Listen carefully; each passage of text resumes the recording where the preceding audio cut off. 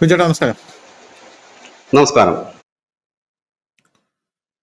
ഇപ്പോ നമ്മള് വലിയൊരു നീക്കം നടത്തിയിട്ടുണ്ട്. ഈ ബ്രിക്സുമായിട്ട് ബന്ധപ്പെട്ടിട്ടാണ് നമ്മൾ കുറെ കാലം ചർച്ചകൾ മുന്നോട്ട് പോയിക്കൊണ്ടിരുന്നത്. ഈ ട്രംപിനെ സംബന്ധിച്ച് പറയുകയാണെങ്കിൽ ഇപ്പൊ ബസന്റ് ട്രംപിന്റെ സെക്രട്ടറി ആണെന്ന് തോന്നുന്നു. അപ്പോ പുള്ളിക്കാരൻ ഇന്ത്യയോട് അപേക്ഷിച്ചിട്ടുണ്ട്. അപേക്ഷിക്കുന്നതെന്ന് പറഞ്ഞാൽ അതൊരു വലിയൊരു വിരോധാഭാസമായിരുന്നു, ഒരു പാരഡോക്സ് ആയിരുന്നു. അപ്പൊ നമ്മൾ ആ ന്യൂസ് ഇന്ത്യ മലയാളത്തിന്റെ വാർത്ത കൊടുത്തിട്ടുണ്ടല്ലോ. അതായത് ഒരു കൈ കൊണ്ട് നമ്മളെ തല്ലുകയും മറ്റൊരു കൈ കൊണ്ട് യാചിക്കുകയാണ് ചെയ്യുന്നത്. ഒരു കൈ കൊണ്ട് 50% താരിഫ് ഏർപ്പെടുത്തുന്നു, നമ്മളെ ദ്രോഹിക്കുന്നു.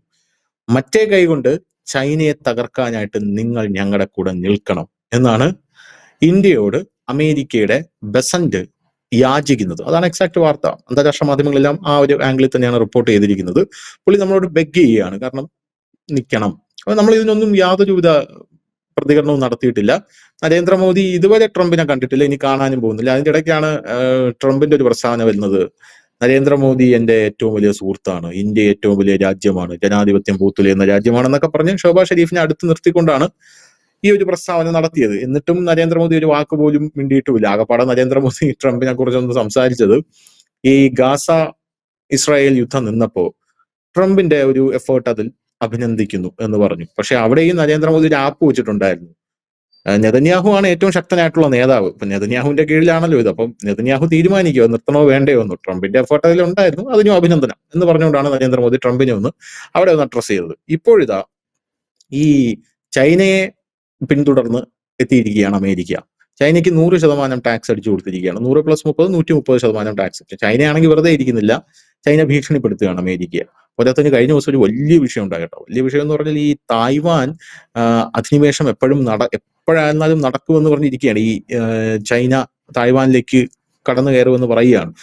ഇപ്പോ റഷ്യ യുക്രൈൻ യുദ്ധത്തിൽ എന്തെങ്കിലും ഒരു തീരുമാനമായി കഴിഞ്ഞാൽ അപ്പോ കൃത്യമായി ചൈന തായ്വാനിലേക്ക് അധിനിവേശം നടത്തും. നോർത്ത് കൊറിയയൊക്കെ തയ്യാറായിരിക്കുകയാണ്. ഇപ്പം ആറ്റം ബോംബൊക്കെ വെച്ചുകൊണ്ടിരിക്കുകയാണ് നമ്മുടെ കിം ജോങ് ഉൻ അടക്കമുള്ള ആൾക്കാർ. അപ്പോൾ തായ്വാന്റെ ഏക പ്രതീക്ഷ എന്ന് പറഞ്ഞാൽ അമേരിക്ക ഞങ്ങളെ രക്ഷിക്കാൻ വരും എന്നുള്ളതാണ്. ഇപ്പൊ അമേരിക്ക രക്ഷിക്കാൻ വരും എന്നുള്ളൊരു പ്രസ്താവന അമേരിക്കയുടെ ഭാഗത്തു നിന്നും ഉണ്ടായി. അപ്പോ നമ്മുടെ ഷീ ജിൻപിങ് അവരുടെ 5 അണുവായുധങ്ങൾ പ്രദർശിപ്പിച്ചിരിക്കുകയാണ്. 5 അണുവായുധങ്ങൾ. ഈ 5 അണുവായുധങ്ങൾ എടുത്ത് മുന്നിൽ വെച്ചിട്ട് അമേരിക്കയെ ഭീഷണിപ്പെടുത്തിയിരിക്കുകയാണ്. ഇത് കണ്ടല്ലോ, ഇത് 5 എണ്ണം ഉണ്ട്, ഇത് ഞങ്ങൾ പ്രയോഗിക്കുമെന്നാണ് പറയുന്നത്. അപ്പൊ ഇതിൽ അമേരിക്ക ഒന്ന് വരണ്ടു. എന്നിട്ട് അമേരിക്ക അവരുടെ പ്രസ്താവന മയപ്പെടുത്തി. അതോടുകൂടി തായ്വാൻ ഒന്നുകൂടെ പ്രതിരോധത്തിലായി. ഇപ്പൊ നമുക്ക് മനസ്സിലാവുന്നത് തായ്വാൻ ഇറങ്ങിക്കഴിഞ്ഞാൽ, അല്ലെങ്കിൽ തായ്വാനിൽ ഈ ചൈന ഒരു അധിനിവേശം നടത്തിയാൽ അമേരിക്ക വരില്ല എന്നാണ് നമുക്ക് മനസ്സിലാക്കാൻ സാധിക്കുന്നത്. അപ്പോ ഇന്ത്യ എന്ന് പറയുന്ന രാജ്യം കഴിഞ്ഞ് ഇപ്പോ ചൈനയുമായിട്ട് ഒരു മൽപ്പിടുത്തത്തിൽ നിൽക്കുകയാണ്. അപ്പോ ചൈനയെ തകർക്കാനായിട്ട് ഞങ്ങളെ എങ്ങനെയെങ്കിലും സഹായിക്കണം എന്നൊക്കെ പറഞ്ഞ് നമ്മളടുത്തെത്തുമ്പോൾ നമ്മൾ ഒരു പടി കൂടെ കടന്ന് ബ്രിക്സിനെ ശക്തിപ്പെടുത്താനാണ് ശ്രമിക്കുന്നത്. ചൈനയുമായിട്ട് കൂടുതൽ അടുക്കുന്നു. പോരാത്തതിന് ഈ റഷ്യയിൽ നിന്ന് വാങ്ങുന്ന എണ്ണ ഇപ്പോൾ നമ്മൾ പകുതി റൂബിളിലും പകുതി യുവാൻ എന്ന് പറയുന്ന ചൈനീസ് കറൻസിയിലുമാണ് മേടിക്കുന്നത് എന്ന റിപ്പോർട്ടുകൾ ഇപ്പോൾ പുറത്തു വരികയാണ്. അതും വലിയ രീതിയിലുള്ള ഒരു അടിയായി മാറിയിട്ടുണ്ട് അമേരിക്കയ്ക്കും ട്രംപിനും. അപ്പൊ ഇവൻ എന്താണ് ചെയ്യുന്നത്? ട്രംപ് എന്താണ് ചെയ്യുന്നത്? ചൈനയെയും ഇന്ത്യയെയും ഒരുമിച്ചാണ് ഇപ്പോൾ അമേരിക്ക നേരിട്ടുകൊണ്ടിരിക്കുന്നത്.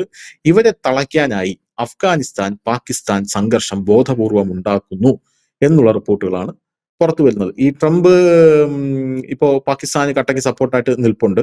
അഫ്ഗാനിസ്ഥാനും ഇന്ത്യയും ചൈനയും റഷ്യയും അടക്കമുള്ള രാജ്യങ്ങൾ ട്രംപിനെ വെല്ലുവിളിച്ചുകൊണ്ട് ഇപ്പുറത്തെ ഭാഗത്ത് നിൽപ്പുണ്ട്. അതിനിടയിൽ നമ്മുടെ പാകിസ്ഥാന്റെ പ്രധാനമന്ത്രി വിദേശകാര്യമന്ത്രിയാണത്, പ്രതിരോധ മന്ത്രി ഖവാജ ആസിഫ്, പുള്ളിക്കാരൻ ഒരു പ്രസ്താവന ഇറക്കുന്നു. ഇന്ത്യയാണ് ഇതിന്റെ എല്ലാത്തിന്റെയും പിന്നിൽ. ഏത് നിമിഷവും നമ്മൾ അവർക്ക് നേരെ, അല്ലെങ്കിൽ അവർ നമുക്ക് നേരെ ഒരു ആക്രമണം ഉണ്ടാകാനുള്ള സാധ്യതയുണ്ട്, സകലത് സജ്ജമാണെന്ന് പറഞ്ഞു ഒരു യുദ്ധത്തിന്റെ വക്കിലോട്ട് കാര്യങ്ങളൊക്കെ എത്തി നിൽക്കുകയാണ്. അപ്പോൾ യഥാർത്ഥത്തിൽ ട്രംപിന് ചൈനയെയും ഇന്ത്യയെയും ഒന്ന് നേരിടാനുള്ള ഒരു ടൂളായിട്ടാണ് പാകിസ്ഥാൻ അഫ്ഗാനിസ്ഥാൻ സംഘർഷത്തെ ഉപയോഗിക്കുന്നത് എന്നുള്ള റിപ്പോർട്ടും ഇപ്പോൾ പുറത്തു വരുന്നുണ്ട്. ഇത് എവിടെ ചെന്ന് അവസാനിക്കും? ഇത് ട്രംപ് എന്ന് പറയുന്ന വ്യക്തി ഇതിൽ എവിടെയാണ് കോംപ്രമൈസ് ചെയ്യാൻ സാധ്യതയുള്ളത്? അല്ലെങ്കിൽ നമ്മൾ കോംപ്രമൈസ് ചെയ്യണം? നമ്മളെന്തായാലും കോംപ്രമൈസ് ചെയ്യില്ലെന്ന് തുറന്നു പറഞ്ഞിട്ടുണ്ട്. ഇതിൽ ഇനി ട്രംപ് കോംപ്രമൈസ് ചെയ്യേണ്ട സാഹചര്യമാണുള്ളത്. ട്രംപ് കോംപ്രമൈസ് ചെയ്യുമോ? എന്ത് തോന്നുന്നു? ധനുഷ് ചോദിച്ച ചോദ്യത്തിന്റെ സിമ്പിളായിട്ട് അതിന്റെ ഒരു ആകത്തുക എന്ന് പറഞ്ഞാൽ സിമ്പിളാണ്.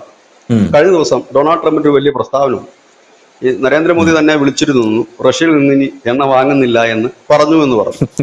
ഇത് വലിയ രീതിയിൽ വലിയ മാധ്യമങ്ങളൊക്കെ ആഘോഷിച്ചു. കാരണം പിന്നെ കുറച്ചു സമയം കഴിയുമ്പോഴത്തേക്കും നമ്മുടെ വിദേശകാര്യ വക്താവ് രംഗത്തെത്തുകയും ജസ്വാൾ ആണെന്ന് തോന്നുന്നു, അദ്ദേഹം എത്തി. അദ്ദേഹം പറഞ്ഞു ഇങ്ങനെ ഒന്നും സംഭവിച്ചിട്ടില്ല, നരേന്ദ്രമോദി ഈ അടുത്ത കാലത്തൊന്നും ട്രംപിനെ വിളിച്ച് സംസാരിച്ചിട്ടുമില്ല. ഇപ്പോഴാണ് നമ്മൾ കുറച്ചു ദിവസം മുമ്പ് ചെയ്തൊരു വാർത്തയുടെ പ്രാധാന്യം ഇവിടെ വരുന്നത്. ഈജിപ്തിലെ എന്താണ് മറ്റേ പീസ് സമ്മിറ്റിൽ പങ്കെടുക്കാനായിട്ട് നരേന്ദ്രമോദി പോയിരുന്നില്ല. ഇപ്പോ മനസ്സിലായില്ല എന്താ പോകാൻ. അവിടെ കാണും വെച്ച് കണ്ടിരുന്നെ പറഞ്ഞാന് അവിടെ വെച്ച് കണ്ടപ്പോ എന്നോട് പറഞ്ഞതാണെന്ന് പറഞ്ഞാണ്. ഇപ്പൊ ഇവിടെ കിടക്കുന്ന നരേന്ദ്രമോദി ഫോൺ ചെയ്തു എന്നാണ് പറയുന്നത്. ഈ ആളുകൾ പറയുന്നത് നമുക്ക് കേൾക്കാം, പക്ഷെ ഇത് ഇന്നൊരു ഭരണാധികാരി പറയുന്നു. അതിനുശേഷം ഇന്ത്യ ചെയ്ത മറ്റൊരു നീക്കം, ഒരു വാർത്ത ലീക്കാകുന്നു.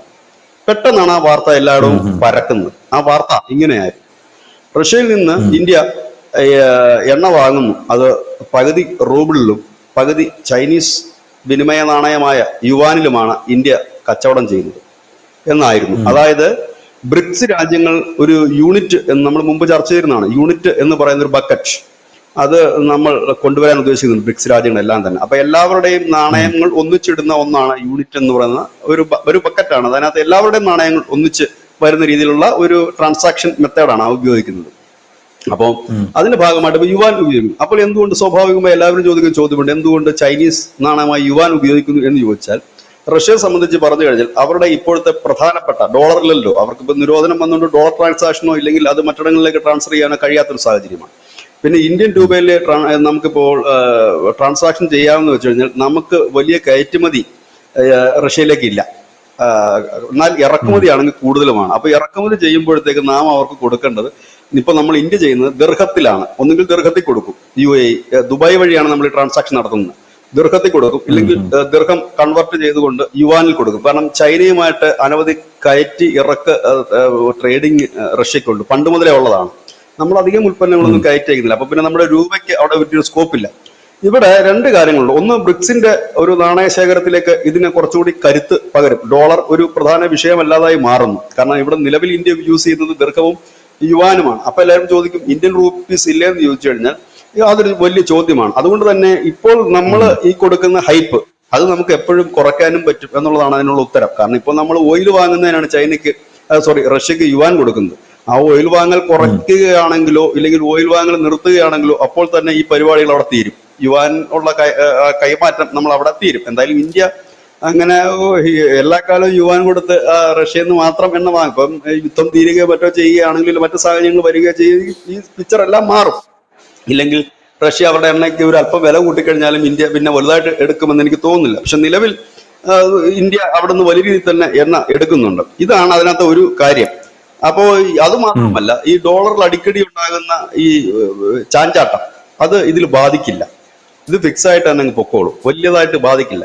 കാരണം നമുക്കുള്ള തെറ്റിദ്ധാരണ എന്താണെന്ന് വെച്ച് കഴിഞ്ഞാൽ, നമ്മളിപ്പോ ഇന്ത്യ രൂപയിൽ കൺവെർട്ട് ചെയ്തിട്ട് ഇത് കച്ചവടം ചെയ്യുമ്പോൾ, ഇപ്പൊ ഞാൻ ധനുഷിന് ഇന്ത്യൻ റുപ്പീസ് തരുമ്പോൾ അത് എല്ലാവരും ഡോളറുമായിട്ട് കൺവെർട്ട് ചെയ്യുമ്പോഴല്ല അയ്യോ അത് നഷ്ടമല്ലേ എന്ന് ചോദിക്കും. ഡോളറുമായിട്ടല്ല ഇവിടെ കൺവെർട്ട് ചെയ്യുന്നത്, നിങ്ങൾക്ക് നിങ്ങളുടെ പണവുമായിട്ടാണ് നമ്മളത് ഇത് ചെയ്ത് പോകുന്നത്. അപ്പോൾ ഡോളറിന് ഇവരൊരു ആധികാരികമായി എടുക്കുന്നില്ല എന്നുള്ളത് ഇത് തന്നെയാണ് അമേരിക്കയുടെ പേടിയും. അങ്ങനെ വരുമ്പം ഈ ഡോളറിന്റെ പകിട്ട് കുറയും എന്നുള്ള ഭയമാണ്. അപ്പോൾ എന്ത് സംഭവിക്കണം? ഇപ്പൊ വലിയ രീതിയിൽ ഇവിടെയൊക്കെ കച്ചവടം നടക്കുന്നുണ്ട്, അങ്ങോട്ടും ഇങ്ങോട്ടും ഒക്കെ കച്ചവടം നടക്കുന്നുണ്ട്. അപ്പൊ ഈ കച്ചവടം മുമ്പോട്ട് പോകുമ്പോൾ ഇതിനെ തകർക്കണം, ഇവിടെ അസ്ഥിരപ്പെടണം. അസ്ഥിരപ്പെടുന്നതിന്റെ ഭാഗമായിട്ടാണ് അഫ്ഗാനിസ്ഥാനിലെ ഈ പാകിസ്ഥാന്റെ ആക്രമണവും ഒടുവിൽ അഫ്ഗാനിസ്ഥാന്റെ തിരിച്ചടിയും എല്ലാം ഇവിടെ നമ്മൾ കാണുന്നത്. ഇവിടെ ശ്രദ്ധേയമായ കാര്യം, ഡൊണാൾഡ് ട്രംപ് ഇതിൽ ഇടപെടണം എന്നുള്ളതാണ് പാകിസ്ഥാൻ ഇപ്പോൾ ആവശ്യപ്പെട്ടത്. രണ്ട് കാര്യങ്ങളാണ്. ഒന്ന്, ഡൊണാൾഡ് ട്രംപിനെ ഇതിൽ ഇടപെടിപ്പിച്ചുകൊണ്ട് ഡൊണാൾഡ് ട്രംപ് ഒരു സമാധാന ദൂതനായി ഇവിടെ ഒരു ഹൈപ്പ് കൊടുക്കുക. അതായത് ശരിക്കും അമേരിക്കയെ ഒന്ന് പ്രീതിപ്പെടുത്താൻ പാകിസ്ഥാൻ നടത്തുന്ന ഒരു നീക്കമായിട്ട് കാണാം. മറ്റൊരു തരത്തിൽ പറഞ്ഞാൽ, ഈ അഫ്ഗാനിസ്ഥാൻ വിഷയത്തിൽ ട്രംപ് ഇടപെടുകയും ഇത് നടക്കാതെ വരികയും ചെയ്തു കഴിഞ്ഞാൽ ട്രംപ് അഫ്ഗാനിസ്ഥാന് എതിരായി മാറുകയും പിന്നെ ട്രംപിന്റെ ബലത്തിൽ അഫ്ഗാനിസ്ഥാനെ അടിക്കാൻ കഴിയും എന്നുകൂടി പാകിസ്ഥാൻ കണക്ക് കൂട്ടുന്നുണ്ട്. കാരണം ബഗ്രാം വ്യോമത്താവളമൊക്കെ ട്രംപ് ആവശ്യപ്പെട്ടിരിക്കുന്ന ആളും കൂടാണല്ലോ. ട്രംപിനെ സംബന്ധിച്ച് പറയുകയാണെങ്കിൽ വാലും തലയും ഇല്ലാത്ത ഒരാളായതുകൊണ്ട് ഇത്തരം വെട്ടുകളിൽ പെട്ടെന്ന് എന്ന് വീഴാനും സാധ്യതയുണ്ട്. ഇതാണ് ഇപ്പോൾ ട്രംപ് നടത്തുന്നത്, ഈ മേഖലയിൽ അസ്ഥിരപ്പെടുത്തിക്കൊണ്ടിരിക്കുക. കാരണം ചൈനയുടെ വലിയ ഫണ്ട് ഇപ്പോൾ ബലൂജ് മേഖലയിലും ഇപ്പോൾ അഫ്ഗാനിലും അവർ മുടക്കിയിട്ടുണ്ട്. ഇന്ത്യയുടെ വലിയ ഫണ്ട് ഇപ്പോൾ ചബാർ തുറമുഖ മേഖലയിൽ, അതിപ്പോ അതിന്റെ അവസാന ഘട്ടത്തിലായിരുന്നു ചബാർ തുറമുഖം, സെൻട്രൽ ഏഷ്യയിലേക്കുള്ള വലിയ പാതയാണ്. ചബാർ തുറമുഖത്തിലും അഫ്ഗാനിസ്ഥാനിലെ നമ്മുടെ ഒരു റോഡ് പദ്ധതിയുണ്ട്, ഈ പിന്നെ സെൻട്രൽ ഏഷ്യയിൽ റഷ്യയിലേക്ക് പോകുന്ന, അതിനെയൊക്കെ മുടക്കം വരുത്തുക, നമ്മുടെ ഫണ്ട് ഇവിടെ ഇട്ട് ബ്ലോക്ക് ചെയ്യുക. അതായത് ഇപ്പം വലിയ രീതിയിൽ ഒരാൾ കൊണ്ടുവന്ന് സിമ്പിളായിട്ട് പറഞ്ഞാൽ, ഇവിടെ ഒരു റോഡ് പണി നടത്തുന്നു, ഇവിടെ കുറച്ചുപേര് ഒന്ന് സമരം ചെയ്ത റോഡ് പണി തടസ്സപ്പെട്ടു കഴിഞ്ഞാൽ ആ പൈസ മുടക്കുന്നവൻ എന്തായിരിക്കും? അത് നഷ്ടമാണ്. അവിടെ അയാൾക്ക് ഇത് തിരിച്ചു കിട്ടുന്നുമില്ല, ഇത് പെട്ടെന്ന് ഊരി എടുക്കാനും കഴിയുന്നില്ല. കാരണം ഈ റോഡ് പണി തീർന്നു കഴിഞ്ഞാൽ മാത്രമല്ലേ ഇത് ഇവർക്ക് മുഴുവൻ തുകയും കിട്ടത്തുള്ളൂ. കിട്ടുന്നില്ല, എന്നാൽ അയാൾ ഇൻവെസ്റ്റ് ചെയ്യുകയും ചെയ്തിരിക്കുന്നു. ഇതേ മെത്തേഡ് തന്നെയാണ് ഇപ്പോൾ ഇവിടെ നടക്കുന്നത്. അതായത് അസ്ഥിരപ്പെടുത്തി നിർത്തുക എന്നുള്ളതാണ്. അപ്പൊ സ്വാഭാവികമായി നമ്മളെക്കാൾ വലിയ ക്ഷീണം ഇതിനകത്ത് സംഭവിക്കുക ചൈനയ്ക്കാണ്. നമ്മൾ വലിയ മുതൽമുടക്കാണ് ചബാർ തുറമുഖത്തിന് വേണ്ടി നടത്തിയിരിക്കുന്നത് ഇറാനിൽ. അതാണ് ഇപ്പോൾ നിരോധിച്ചിരിക്കുന്നത്. ഇവിടെ അതൊരു വഴിക്ക് നടത്തുക. ഒപ്പം തന്നെ ഈ പാകിസ്ഥാനെ കൊണ്ടും അഫ്ഗാനിസ്ഥാനും ഒക്കെ ഇങ്ങനെ നിരന്തരം അടിച്ചുകൊണ്ടിരിക്കുകയാണ്. പ്രശ്നം ഉണ്ടാകുന്നുണ്ടെങ്കിൽ ഇപ്പൊ നമ്മുടെ അയൽപക്കത്ത് എന്നും പ്രശ്നമാകുകയാണെന്നുണ്ടെങ്കിൽ നമുക്ക് സ്വസ്ഥമായിട്ട് ഉറങ്ങാൻ കഴിയില്ല, അല്ലേ? കാരണം എന്താണ് എപ്പോഴാണ് സംഭവിക്കുന്നത് എന്ന് നമുക്ക് അറിയാൻ കഴിയില്ല ഇങ്ങനത്തെ ഒരു സാഹചര്യം. ഇവിടെ അങ്ങനെയുമല്ല. ഇന്ത്യയെ സംബന്ധിച്ചിടത്തോളം പാകിസ്ഥാൻ നമ്മുടെ ഒരു നമ്പർ 1 ശത്രുവാണ്. അപ്പം ആ ശത്രു അങ്ങനെ നിൽക്കുമ്പോൾ ശത്രുവിന്റെ സ്വഭാവം നമുക്ക് നന്നായിട്ട് അറിയാം. കാരണം അവിടെ അങ്ങനെ ഒരു ഇഷ്യൂ വരുമ്പോൾ, പ്രത്യേകിച്ച് ഇതിനകത്ത് മതപരമായ കാര്യങ്ങളുണ്ട്. അഫ്ഗാനിസ്ഥാനിൽ നടക്കുന്ന പ്രശ്നങ്ങൾ പാകിസ്ഥാനിലും അതിന്റെ അലയലുകളുണ്ട്. കാരണം അഫ്ഗാനിസ്ഥാനെ സപ്പോർട്ട് ചെയ്യുന്ന അനവധി പാകിസ്ഥാനുണ്ട്. പക്ഷെ ഇന്ത്യയുടെ കേസിൽ അതല്ല, നേരെ തിരിച്ചാണ്. ഇന്ത്യ കാഫറുകളുടെ രാജ്യവും മറ്റേ മുസൽമാൻ രാജ്യവും എന്നുള്ളൊരു വികാരം അവിടെ കത്തിക്കാൻ കഴിയും. പക്ഷെ അഫ്ഗാന്റെ വിഷയത്തിൽ ആ ഒരു വികാരം കത്തിക്കാൻ കഴിയില്ല. അതിന്റെ ഒരു അങ്ങനെയാണ് ഈ TLP-യുടെ ഒക്കെ പ്രശ്നത്തെയും തെഹ്രീക്കെ താലിബാന്റെ വിഷയത്തെയൊക്കെ പാകിസ്ഥാൻ കാണുന്നത്. അപ്പം ഇങ്ങനെ ഒരു വിഷയം കൂടി അതിനകത്തുണ്ട്. അതുകൊണ്ട് ഇന്ത്യ കണക്കുള്ള രാജ്യത്തിന് അല്പം ബുദ്ധിമുട്ടുണ്ട് വരും. ഈ ഒരു സാഹചര്യം മുന്നിൽ കണ്ടുകൊണ്ടാണ് പറയുന്നത് നമുക്ക് ഒന്നിച്ച് നിൽക്കാം, നമുക്ക് ചൈനയെ തകർക്കാം എന്നുള്ള കാര്യം. അതായത് അമേരിക്കയ്ക്ക് തോന്നുന്നത് പോലെ അവരുടെ നിലപാട് മാറ്റാൻ എളുപ്പത്തിൽ കഴിയും. പക്ഷെ പണ്ട് അവരുടെ നിലപാട് മാറ്റിയാലും ഒപ്പം നിൽക്കുന്ന അനവധി രാജ്യങ്ങളുണ്ടായിരുന്നു. പക്ഷെ ഇന്ത്യ ഇന്ന് അതിന്റെ ആവശ്യം ഇന്ത്യക്കില്ല എന്നുള്ളത് തന്നെയാണ്. കാരണം അങ്ങനെ ഒരു നിലപാട് മയപ്പെടുത്തിയിട്ട് അവിടുന്ന് ഇപ്പോൾ ആനചേനയൊന്നും വരാനായിട്ട് ഇല്ല. കാരണം ഈ ലോകത്തിന്റെ ക്രമം തന്നെ മാറുകയാണ്, ബിസിനസിന്റെ കാര്യങ്ങൾ തന്നെ മാറുകയാണ്. പക്ഷെ എന്ന് കരുതി അമേരിക്ക പോലൊരു രാജ്യത്തെ പിണക്കാനും കഴിയില്ല. ഇവിടെ നമ്മൾ ചെയ്യുന്ന ഒരു കാര്യം, ഇവിടെ നമ്മൾ ഇപ്പോഴും ഈ യുവാൻ ട്രേഡിങ്ങിന്റെ കാര്യം പറയുമ്പോൾ ഒരു കാര്യമാണത് മനസ്സിലാക്കണം. നമ്മൾ അമേരിക്ക പിണക്കാതിരിക്കാൻ കൂടി വേണ്ടിയിട്ടാണ് ഇത് ചെയ്തത് എന്ന് വേണമെങ്കിൽ നമുക്ക് പറയാൻ കഴിയും. കാരണം റൂബിളിന് ട്രാൻസാക്ഷൻ ഇതില്ലല്ലോ, ഇപ്പൊ നിരോധനവും കാര്യങ്ങളും വന്നപ്പോൾ റഷ്യൻ നാണയത്തിന്. അപ്പൊ അതിൽ നമ്മൾ കച്ചവടം ചെയ്യുന്നില്ല, പകരം നമ്മൾ ദീർഘത്തിലും യുവാനിലുമാണ് ചെയ്യുന്നത്. ഇതിന് നിരോധനവും കാര്യങ്ങളൊക്കെ എങ്ങുമില്ല, ഇതിനെയൊക്കെ ട്രാൻസാക്ഷൻ ചെയ്യാനും കഴിയും. അപ്പൊ അവരെ പിണക്കൊന്നുമില്ല, നമ്മൾ നമ്മുടെ കാര്യം ചോദിക്കുന്നുണ്ട്. ഇന്നലെയും നമ്മുടെ വിദേശകാര്യ മന്ത്രിയും പറഞ്ഞു, നമുക്ക് എവിടെ ലാഭം, ഇന്ത്യയിലുള്ള ഉപഭോക്താക്കളുടെ താല്പര്യം അനുസരിച്ച് മാത്രമാണ് ഇന്ത്യ മുമ്പോട്ട് പോകുന്നത്. അതിപ്പോ വില കുറച്ച് ആര്, എണ്ണ മാത്രമല്ല അണുബോംബ് വില കുറച്ച് തന്നാൽ പോലും നമ്മൾ വാങ്ങും, വിഷം തന്നാലും. കാരണം നമ്മുടെ ആവശ്യമാണ് എങ്കിൽ, നമ്മുടെ ഈ രാജ്യത്തിന് ആവശ്യമായ എന്ത് സാധനവും വില കുറച്ച് തന്നാൽ വാങ്ങും എന്ന് അടിക്കടി പറയുന്ന കാര്യമാണ്. ഇന്നലെ വീണ്ടും നമ്മളത് പറഞ്ഞു. അമേരിക്ക പറയുന്നത് നിങ്ങൾ ഇതെല്ലാം കൂടെ നിർത്തിയിട്ട് ഞങ്ങളുടെ പക്കൽ നിന്ന് എണ്ണ വാങ്ങുമെന്നാണ് അവർ പറയുന്നത്. അത് ഞങ്ങൾ തോന്നിയ കണക്കുള്ള വിലകളൊക്കെ തരും, നിങ്ങൾ അടിമകൾ ചെയ്യുന്ന കണക്ക്. അതിന്റെ ആവശ്യം ഇന്ന് ഇന്ത്യക്ക് ഇല്ല എന്നുള്ള കാര്യം യാഥാർത്ഥ്യവുമാണ്. കാരണം ഇന്നലെ നമ്മൾ കേട്ടൊരു വാർത്ത, അമേരിക്കയിലെ 2 വൻകിട കമ്പനികൾ പൂട്ടിപ്പോയത് മൂലം അതിന് തിരിച്ചടിയായത് അമേരിക്കൻ ബാങ്കിന് തന്നെയാണ്. ആ ബാങ്കിന്റെ വലിയ ലോണാണ് ആ കമ്പനികൾക്ക് നൽകിയിരുന്നത്. ആ കമ്പനി പൊട്ടിപ്പോയി കഴിഞ്ഞപ്പോൾ പിന്നെ എന്ത് ചെയ്യാൻ പറ്റും? ഒരു രീതിയിൽ തന്നെ ബാങ്കിന് 2008 കണക്ക് ഒരു മാന്ദ്യം വന്നതാണ് അമേരിക്കയിൽ. അത് ലോകത്തും മുഴുവൻ വ്യാപിച്ചതാണ്. അതിന് സമാനമൊന്നുമല്ല എങ്കിൽ പോലും അങ്ങനെയുള്ള ചില പ്രതിസന്ധികളും അവിടെ വരുന്നുണ്ട്. അപ്പോൾ ഇതൊരു നയത്തിൽ പോകുന്നതിന് പകരം മർക്കടമുഷ്ടിയാണ്. അതിന്റെ ഭാഗമായിട്ട് കൂടി, നയത്തിന്റെ ഭാഗമായിട്ടാകണം ഒരുപക്ഷെ ഈ അടുത്ത ദിവസങ്ങളിൽ ശ്രീ പുടിനുമായിട്ട് ട്രംപ് സംസാരിക്കും, ഒരു മീറ്റിംഗ് ഉണ്ടെന്നാണ് പറയുന്നത്. പഴയ മീറ്റിംഗ് പോലെ ആകാതിരുന്നാൽ നന്നായി. കാരണം സെലൻസ്കി ഇപ്പോൾ വൈറ്റ് ഹൗസിലുണ്ട്. സെലൻസ്കിയുടെ അടുത്ത് മിസൈലൊന്നും നൽകില്ല എന്നാണ് ട്രംപ് പറഞ്ഞതെന്നാണ്. കാരണം ഞങ്ങൾക്ക് സ്റ്റോക്ക് കുറവാണ്, അതുകൊണ്ട് തരാൻ കഴിയില്ല ഇപ്പോൾ എന്നാണ് സെലൻസ്കിയോട് പറഞ്ഞിരിക്കുന്നത്. അതും എനിക്ക് തോന്നുന്നു ഒരുപക്ഷെ റഷ്യയുമായിട്ട് ഈ ചർച്ച നടക്കുന്നതിന് മുന്നോടിയായിട്ട് ഒന്ന് മയപ്പെടുത്തണമല്ലോ രംഗങ്ങൾ. എന്തായാലും പുടിനും സ്വാഗതം ചെയ്തിട്ടുണ്ട് ചർച്ചയിൽ. ഇനി ചർച്ച പണ്ട് അലാസ്കയിൽ നടന്നതുപോലെ ഒരു കോമാളിക്കളിയായി മാറുമോ എന്നുള്ളത് മാത്രമാണ്. കാരണം വിമാനം പറത്തലും കെട്ടിപ്പിടിക്കലും കാറിൽ യാത്രയിലും മാത്രമായി തീരുമോ, അതോ എന്തെങ്കിലും കാര്യമായിട്ട് എന്തെങ്കിലും നടക്കുമോ എന്നുള്ളതാണ്. ഏതായാലും ഈ യുദ്ധം ഇനി നീട്ടിക്കൊണ്ടു പോകാൻ ആർക്കും കഴിയാത്തൊരു സാഹചര്യമാണ്. കാരണം അത് തീർന്നിട്ട് വേണം. നേരത്തെ ധനുഷ് സൂചിപ്പിച്ച കണക്ക് തായ്വാൻ ഇഷ്യൂ കിടക്കുന്നു, അങ്ങനെ അനവധി ഇഷ്യൂകൾ വേറെ കിടക്കുന്നു. അങ്ങനെയൊക്കെ ഇത് മുൻപോട്ട് പോകുന്നു. ഇന്ത്യയെ സംബന്ധിച്ച് പറഞ്ഞു കഴിഞ്ഞാൽ ഇനിയിപ്പോൾ ഇവര് നിരോധിച്ചു കഴിഞ്ഞാലും ഒരുപക്ഷെ ഇറാനിൽ നിന്നും ഇന്ത്യ എണ്ണ കൂടുതൽ വാങ്ങാനുള്ള സാധ്യതയാണ് കൂടുതൽ. കാരണം നമ്മളെ സംബന്ധിച്ച് ഇപ്പോൾ നമ്മൾ പോകുന്ന ഒരു ട്രാക്കിൽ തന്നെ പോകാനാണ് നമ്മൾ ഉദ്ദേശിക്കുന്നത്. നിലവിൽ റഷ്യയുടെ കയ്യിൽ നിന്ന് എണ്ണ നിർത്തുക സാധ്യതയില്ല, നിലവിലില്ല എന്ന് മാത്രമല്ല, ഇനി ഏത് സമയത്ത് നിർത്താനാണ് എന്നറിയില്ല. കാരണം അടുത്ത 2 മാസത്തെ കൂടെ കണക്കുകൾ പുറത്തു വരുന്നുണ്ട്, ഡിസംബർ വരെയുള്ള. ഇപ്പൊ എല്ലാവരും പറഞ്ഞു ഡിസംബറോടുകൂടി പൂർണ്ണമായും നിർത്തുമെന്നാണ്. പക്ഷെ ഡിസംബർ വരെയുള്ള കണക്ക് പുറത്തു വരുമ്പോൾ നിർത്തുന്നതിന്റെ സൂചനകളൊന്നുമില്ല. അത് മാത്രവുമല്ല, ഇപ്പോൾ ഈ ഉത്സവ സീസൺ ആയതുകൊണ്ട് നമ്മൾ നേരത്തെ വാങ്ങുന്നതിൽ നിന്ന് 10% കൂടി കൂടുതൽ ആണ് ഇപ്പോൾ വാങ്ങിക്കൊണ്ടിരിക്കുന്നത് എന്നുള്ളൊരു യാഥാർത്ഥ്യവും ഉണ്ട് ഇവിടെ. ഏതായാലും എണ്ണ ഒരു വഴി. അപ്പൊ അതുകൊണ്ടാണ് ആയിരിക്കാം ട്രംപ് ഒക്കെ പറഞ്ഞത്. കഴിഞ്ഞ ദിവസം അതും പറഞ്ഞു കേട്ടോ ട്രംപ് പറഞ്ഞത് അവർക്ക് അവരുടെ രാജ്യാവശ്യങ്ങൾക്ക് എണ്ണ ആവശ്യമാണ് അവർക്ക്. അപ്പൊ കുറഞ്ഞ റേറ്റിൽ എണ്ണ കിട്ടുന്നത് അവർക്ക് നല്ലതാണ്. അതും പറഞ്ഞു കേട്ടോ പുള്ളി. അത് ചിലപ്പോൾ നോർമലി ഇരിക്കുമ്പോൾ പുള്ളി അങ്ങനെയും പറയുന്നുണ്ട്. ഏതായാലും ഇതാണ് ഇപ്പോഴത്തെ ഒരു പുതിയ ഒരു ഇത്. അതായത് ഇത്രേ ഉള്ളൂ. ബ്രിക്സ് രാജ്യങ്ങളെ ശക്തിപ്പെടുത്താൻ ഇന്ത്യ കൂടി മുന്നിട്ടിറങ്ങുമ്പോൾ കട്ടയ്ക്ക് ചൈന കൂടെ നിൽക്കുന്നു. അത് തന്നെയാണ് അതിന്റെ ഒരു ഹൈലൈറ്റ്. ഇതിനെ തകർക്കുവാനുള്ള ശ്രമം അമേരിക്കയും തുടങ്ങിയിട്ടുണ്ട്. അതായത് നിക്കക്കള്ളിയില്ല ട്രംപിന്. അതിനു വേണ്ടിയിട്ടുള്ള ഒരു മേഖലയിലെ അസ്ഥിരപ്പെടുത്തലാണ് ഇപ്പോൾ കാണുന്ന ഈ സംഘർഷവും യുദ്ധവും എല്ലാം.